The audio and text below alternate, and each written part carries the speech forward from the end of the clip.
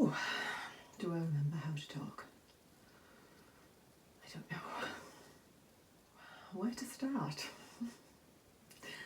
Hello, it's me. I'm back. I didn't know if I would come back. A lot's happened, none of it good. Maybe I'll be able to talk about it at some point, but not yet. It's too raw. I didn't think I'd be able to come back, but seeing all of your comments that have been coming through over, what's it been?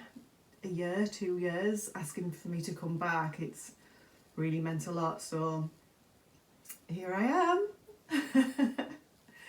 Hello, welcome back. I hope you're all doing well. If you are new, welcome to my true crime channel where we discuss wrong-uns of all kinds from all over the world. So good to be saying that again. So let's just jump straight back into it, shall we? Now, I put together this case about over a year ago, so let's hope this one is still up to date. I think it will be. I'm sure you'll let me know if it's not. Today's case begins in a 30-room French chateau-style home named the Pyrenees Castle, located in Alhambra, a suburb in East Los Angeles.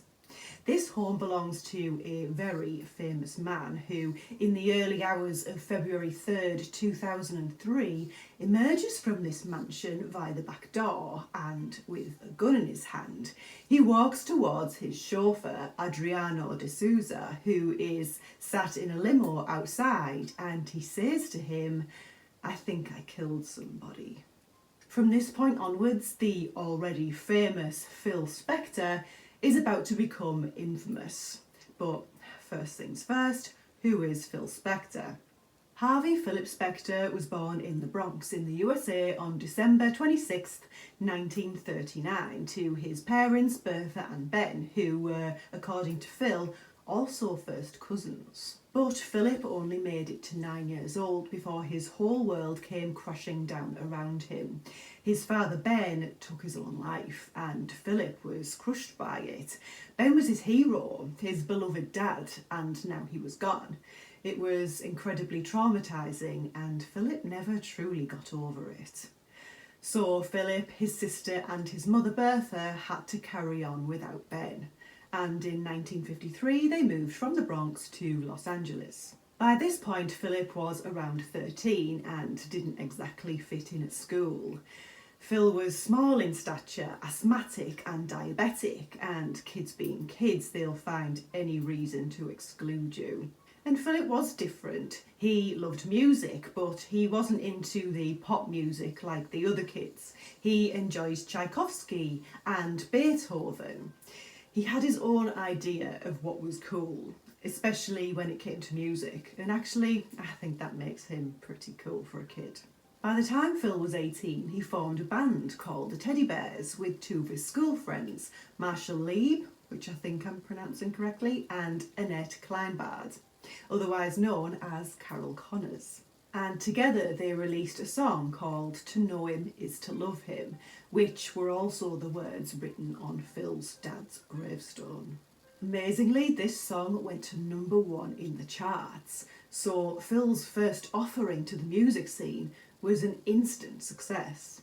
Carol said that Phil knew he was special. He was very talented and he enjoyed the attention that brought, because suddenly then Phil was the popular kid. Kids wanted to know Philip Spector. Soon Phil got noticed by some very influential people who knew talent when they saw it, so he was immediately sent to New York. There he wrote and performed guitar on many songs, and they all did very well. Phil was helping to create hit after hit. By the time Phil was 21, he had his own record label and he was a millionaire. 21 and a self-made millionaire. Imagine being that young and having that much money and influence. How do you even compute that at such a young age? Phil created what's known as the wall of sound technique. Now, as we know, even from a young child, Phil loved classical music, so his records would sound orchestral, with layers of different instruments all added in to create this powerful sound. This was a popular technique, so of course all the huge stars wanted to work with Phil Spector. Side note, Phil actually worked with the Righteous Brothers on the song That Loving Feeling, which coincidentally I've already discussed in a previous video, which I will link above. Phil Spector was responsible for 20 top 40 hits in just 4 years between 1961 and 1965. He was undoubtedly incredibly talented. Everything he touched turned to gold. But even for the most talented people, it's hard to maintain that level of success. And as time passes and trends evolve, Phil encounters this and his techniques are less sought after. He receives criticism and, as you'll come to learn, Phil Spector doesn't take well to criticism. So he steps away from the music scene for a while and angrily holes himself up inside his mansion, becoming quite reclusive. But Phil isn't alone in his home, as he's already married a woman named Annette Marat in 1963, who is a singer in a band that Phil created. But Phil's eyes start to wander in the direction of another singer, Ronnie Bennett, the lead singer of the Ronettes, who Phil also put together, and they begin an affair. Annette finds out and files for divorce from Phil. But Phil gets nasty. He refuses to give Annette a penny. He's even mad that he has to pay for a divorce lawyer, which he believes Annette should pay him back for. Pretty ballsy move considering he was the adulterer. But in the end, the divorce goes through and Annette gets a settlement from Phil. Soon after, Ronnie moves in with Phil and the pair marry in 1968, adopting a little boy called Dante. But it's not long before the marriage takes a sour turn. Phil's behaviour is bizarre and unpredictable, and the longer they're together, the worse it gets. Phil doesn't like Ronnie having a life outside of the home. He asks that she leaves her job as a performer and stays at home to parent Dante. He tells Ronnie she isn't cleaning properly, she's a terrible cook and a bad wife and mother, and so she gives up her freedom and stays home, even though her husband frequently lets her know that he's cheating on her with multiple women, and they would all make far better wives than she does. Ronnie essentially becomes Phil's prisoner in the mansion. He tells her, "Before I let you go, you'll be dead." And he just gets more and more extreme. It's now Christmas 1971 and Ronnie and Phil have been out in the car and they return home to the mansion. Ronnie looks out into the driveway and she sees 2 children. A pair of blonde-haired, blue-eyed twins are playing together. Ronnie doesn't recognise them, so she asks Phil who they are, to which Phil replies, "Merry Christmas." Phil has adopted 2 living humans as a Christmas present for Ronnie. Imagine having that kind of mentality that sees 2 children as a commodity to be handed over as a Christmas gift. But also imagine suddenly acquiring 2 5-year-olds that are now to be your sons, that you never asked for and never had any say in. So now Ronnie has to be a mother to these 2 children that she doesn't know and has never met. In case you're wondering, there's no misguided well-meaning behind this gesture either. Ronnie knows that Phil's done this to make sure that she is tied to that mansion, tied to him, and the more children she's responsible for, the more difficult it is for her to leave. This is a power move by Phil, and he uses 2 5-year-old children, Gary and Lewis, to make it. And Phil throughout his career had been equally unpredictable in the workplace too. He would take guns into the recording studio. He was obsessed with firearms and weaponry. Unsurprisingly, Phil is not a good father either. He locks the children in their rooms, only letting them out to amuse him. Dante later said of his dad that there was a thin line between love and hate. And things get so bad for Ronnie that a few months after the twins arrive, she decides to escape the mansion. Her mother is living with her by this point, and together they hatch a plan. They watch the service entrance of the home over the space of 3 days.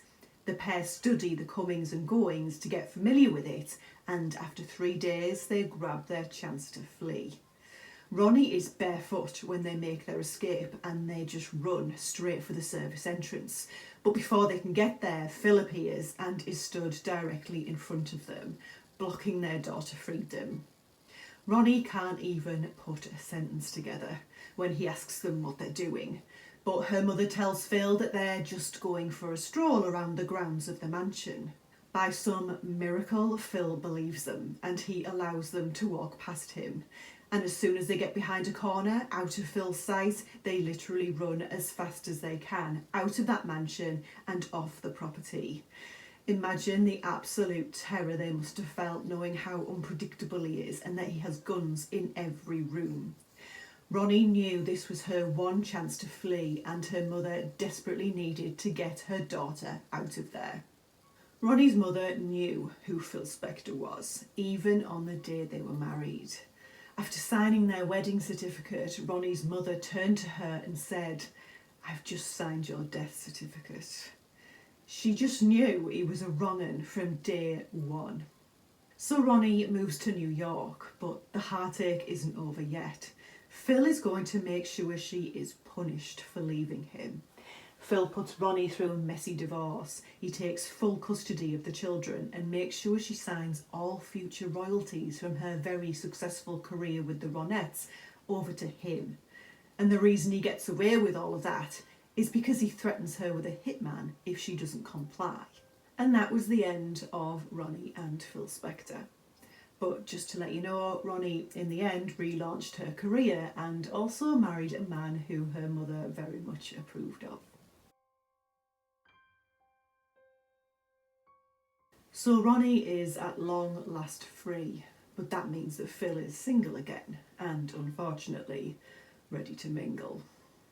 But he is stopped in his tracks when, in March 1974, Phil gets into a very serious car crash. He flies through the windshield and lands in the road, and it is really serious.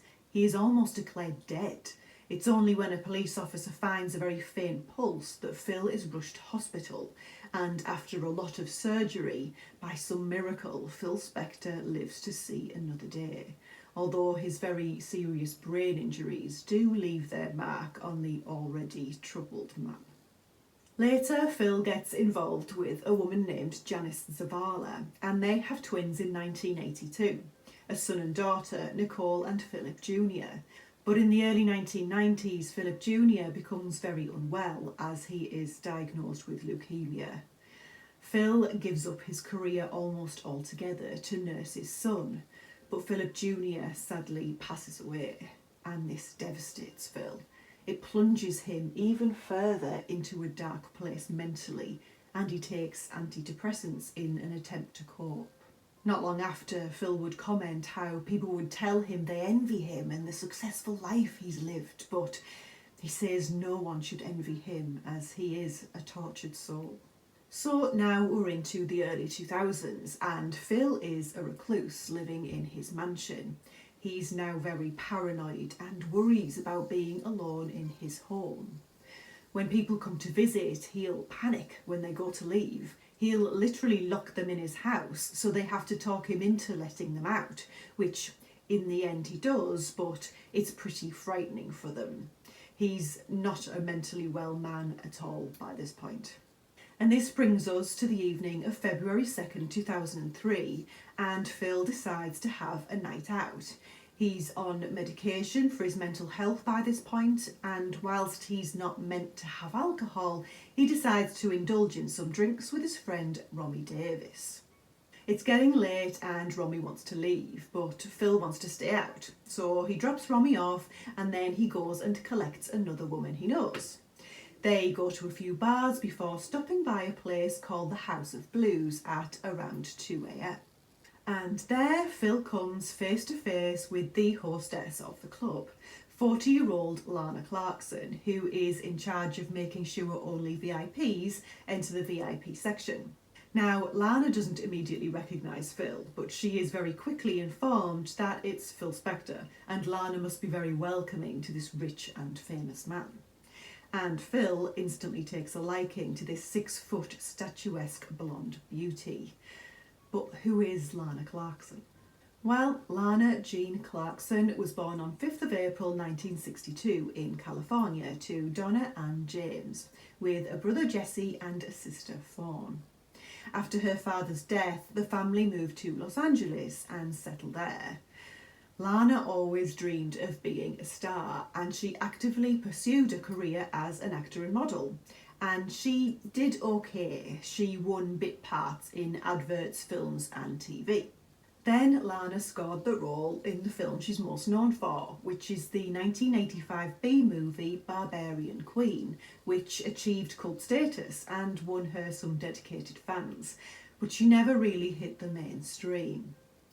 Lana was a good person too. She would carry out charity work for organisations who helped those with HIV and AIDS, and she was decent as well as a very obviously beautiful woman.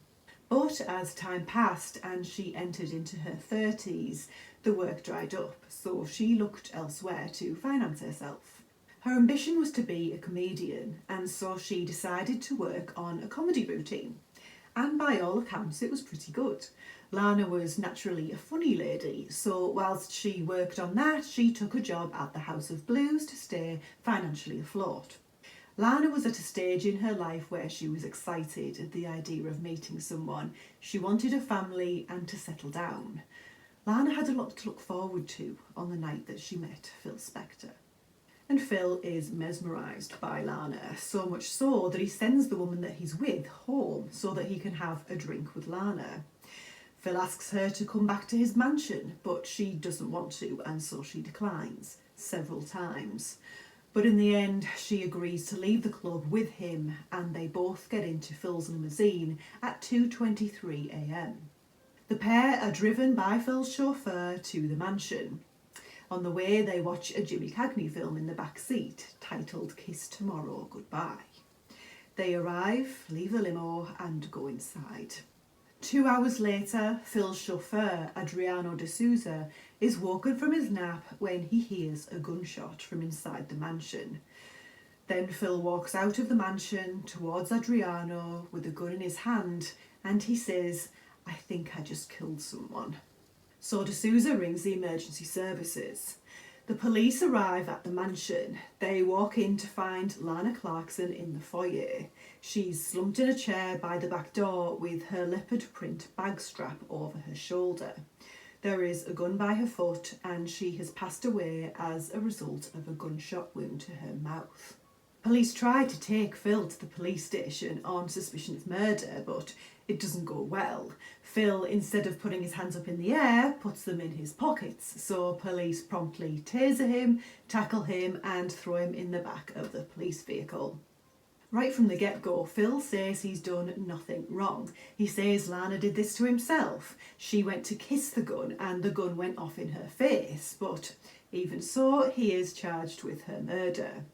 It won't be for another 4 years that Phil is tried for the murder of Lana Clarkson, and he remains adamant that Lana did this to herself. Side note, 66-year-old Phil, during these 4 years awaiting trial, actually got married to a 26-year-old woman named Rachel Short.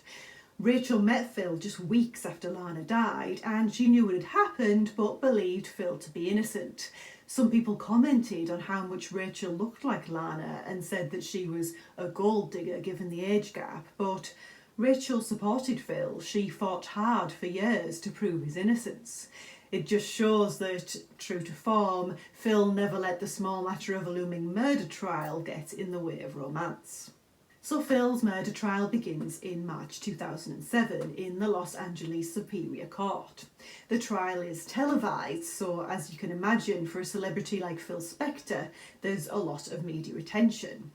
And Phil seems to enjoy this attention. He has a legal team that are celebrities in their own right because of the cases that they've won. He has this young new wife, and he launches into dramatic speeches to the press about how he's innocent, and he also wears a number of interesting wigs throughout. Phil has got the best legal team money can buy, and they are ready to fight this case with everything they've got. So the trial begins, and the prosecution say Phil shot Lana after an altercation, whereas the defence take the approach that Lana was unhappy. She was a failed actress who was in financial trouble and no longer wanted to live, so she saw Phil's gun and, accidentally or not, took her own life. At the crime scene there were lit candles and an empty bottle of tequila with 2 glasses on the coffee table. The glasses had both Lana and Phil's fingerprints on them, so it's likely they had some tequila together before whatever happened. There was some of Phil's DNA found on Lana's chest, but there was no evidence of the pair having been any more intimate than that. The prosecution rely heavily on Phil's chauffeur, Adriano de Souza's testimony, which is that he was asleep in the limo until he heard a gunshot at around 5 a.m. and then Phil came out from the house and said, "I think I killed somebody." De Souza then asked Phil what happened, to which Phil shrugged his shoulders. So De Souza called the emergency services. Now, I should add that Mr. De Souza is Brazilian, and so the defence leap on this, stating that he is an immigrant and questions whether De Souza's English is reliable enough to rest a murder case on, which is problematic to say the least. They suggest that De Souza might have heard Phil wrong. Maybe he said call somebody rather than kill somebody. They point out that there was a water fountain nearby, so maybe this made it difficult to hear Phil, as well as the fact that De Souza had been asleep and could have been groggy and confused, which all sounds like grasping at straws to me. But De Souza is very clear in this. He admits that he doesn't have an amazing grasp of the English language, but he knows what he heard. Good for him. The defence argue that a mist-like blood pattern on Phil's white jacket means that he was some distance from Lana when she was shot and his fingerprints were not on the gun. But experts for the prosecution say that there are rarely fingerprints on any guns from crime scenes due to their shiny metal surface. And the blood on Phil's jacket actually does prove that he was close enough to have put the gun in Lana's mouth, because the blood was sprayed like a mist onto his jacket. So these experts are basically saying the exact opposite to each other. The blood proves it, the blood disproves it. There was no prints, but there's rarely ever prints on guns. The defence insists that Lana was suicidal and she put the gun to her own face and accidentally or on purpose fired it. But the prosecution point out that Phil has some serious form in these kind of situations. They say he has a history of violent and unpredictable behaviour, and the women from his past are brought in to testify. A woman named Diane Ogden went to visit Phil in 1989 at his home. She announced that she was going to leave and placed her handbag over her shoulder, just in the same way Lana was found with her bag over her shoulder. As Diane was saying her goodbyes, Phil started screaming at her. He wouldn't let her leave. He took a gun and put it to her face, shouting expletives at her, saying, "You are not leaving." Thankfully, Diane escaped. Phil put a gun up to Melissa Grosvenor's face in 1992, saying, "If you try to leave, I'm going to kill you." He smacked her on the side of her head and demanded she go back into the house, but again, somehow she escaped. In 1993, Dorothy Melvin was threatened with a gun by Phil as he was trying to force her to be intimate with him. She sobbed and begged him not to. Dorothy somehow escaped, and another 2 similar stories followed from women who rejected Phil's advances. It seems that Phil had a history of being unable to accept the word no. The prosecution also spoke to an ex-police officer who confirmed that Phil went to a celebrity party brandishing a gun and was ranting expletives about how women should all be shot. The prosecution also stated that Phil had altered the crime scene after Lana's death, which doesn't sound like the actions of an innocent man.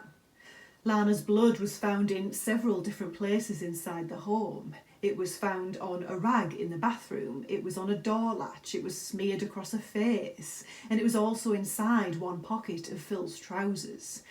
There's no way that that blood would have been smeared across Lana's face without someone alive having done so.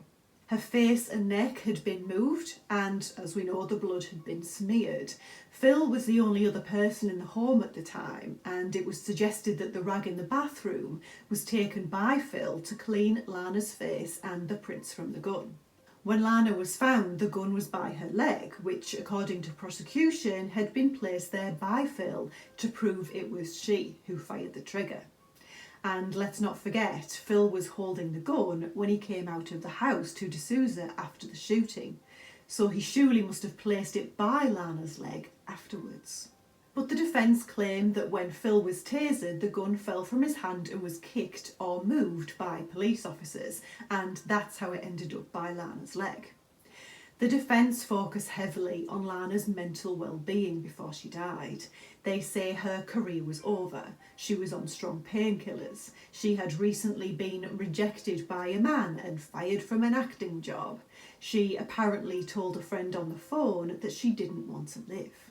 And they used this as a reason for her firing the gun at herself, and that Phil was nothing more than an innocent bystander in this woman's breakdown. But many of Lana's friends said that she was not depressed. She was auditioning for jobs and planning ahead, which doesn't sound like someone planning to take their own life. But the defence maintained that Lana had written multiple letters to people telling them that she didn't want to live. And as for Phil's previous behaviour with women, well, that didn't prove he was a killer. Just because you wave a gun around doesn't mean you'll use it, and he never did use it. After a very long trial, a jury is sent out to deliberate. Did Lana do this to herself, or did Phil, in a fit of rage, pull the trigger after his advances were spurned? Phil never took the stand, so the jury didn't get to hear his account of what took place, which makes coming to a concrete conclusion difficult given he was the only witness. The jury return and they confirm that they are unable to reach a unanimous verdict. The jury is hung 10-2 in favour of conviction, but it's not enough to convict, as not all of them believe that the evidence was compelling enough. So a mistrial is declared and Phil is released on bail. Of course, the prosecution immediately get to work on seeking a new trial, and a year later, in October 2008, the whole thing starts again.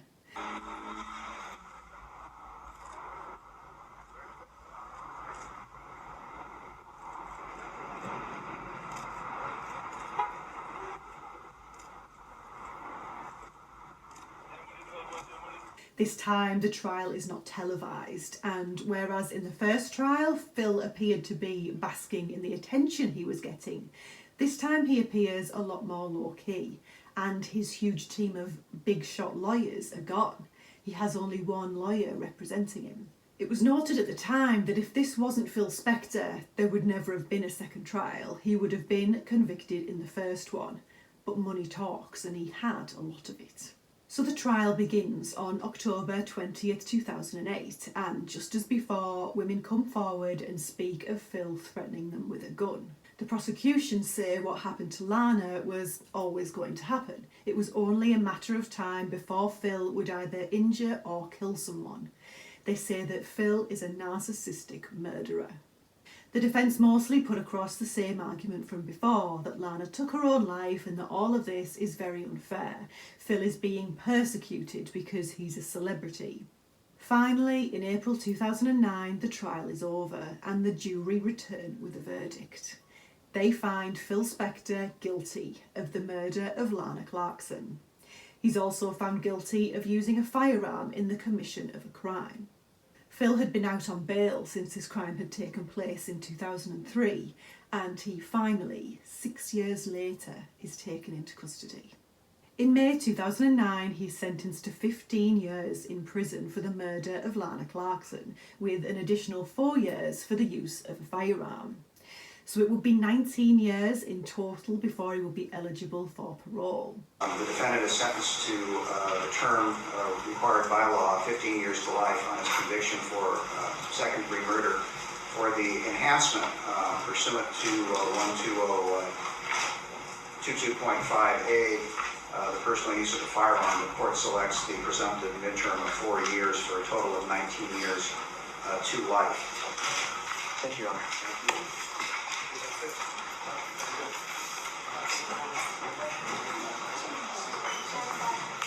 Phil has virtually no reaction to his sentencing, but Lana's family are of course emotional after finally getting justice.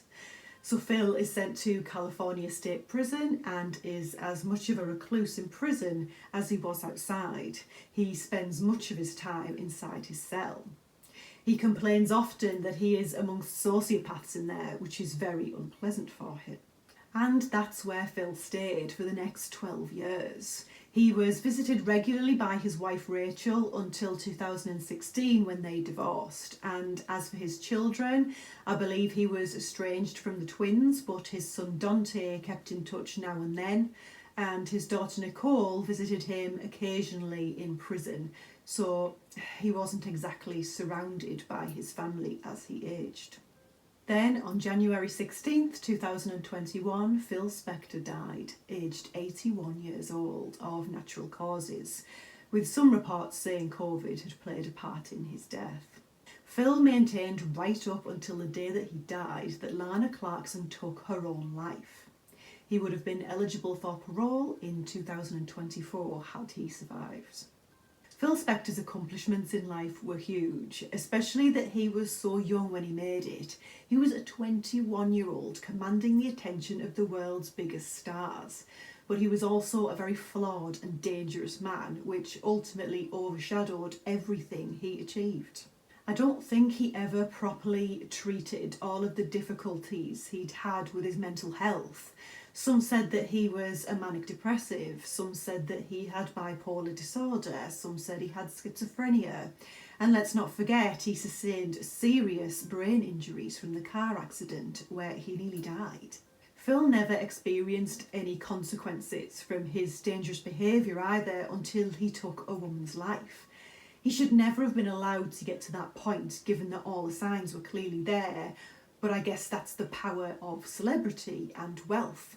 People shrugged him off as just being eccentric, and the women he threatened or assaulted were probably too scared to come forward.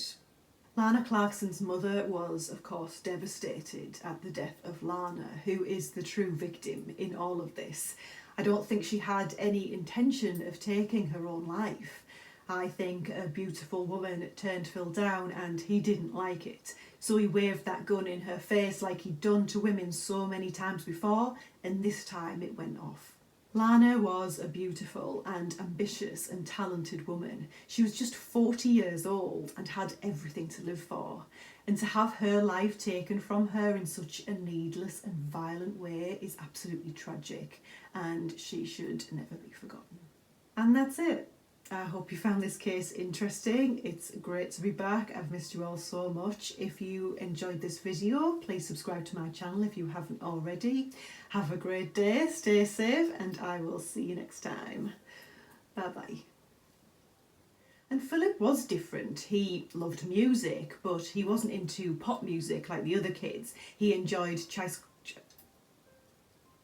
And Philip was different. He loved music, but he wasn't into the pop music like the other kids were. He enjoyed Tchaikovsky.